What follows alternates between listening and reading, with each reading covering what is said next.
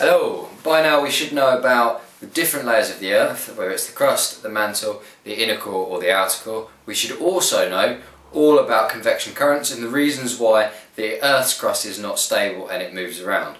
One thing you should also know is that there are two types of crust: oceanic crust and continental crust.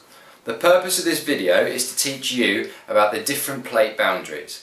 While you're going to do this, I'm going to demonstrate to you how each of the different plate boundaries move. We'll think about what sorts of features occur at those different types of plate boundaries, and I'll also teach you how to draw the perfect diagram of each plate boundary that you can use to give the examiner full marks in an exam.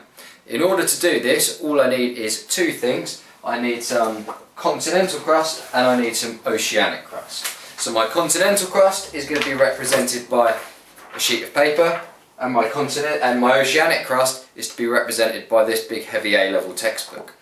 Now the reason why I've chosen this big heavy A-level textbook to be our oceanic crust is because oceanic crust is much denser. In other words, it's much heavier than continental crust. So our A-level textbook is much heavier than our piece of paper. Now there are four main types of plate boundary, and I'm going to teach you about each of them. The first type of plate boundary that we need to consider is a constructive plate boundary. At a constructive plate boundary, we usually have two pieces of oceanic crust. And at a constructive plate boundary, the convection currents are causing those two plates to move away from one another. Okay? As they move away from one another, they create a gap in the middle. As that gap is created, magma from the mantle of the Earth rises up to plug that gap and to fill that gap.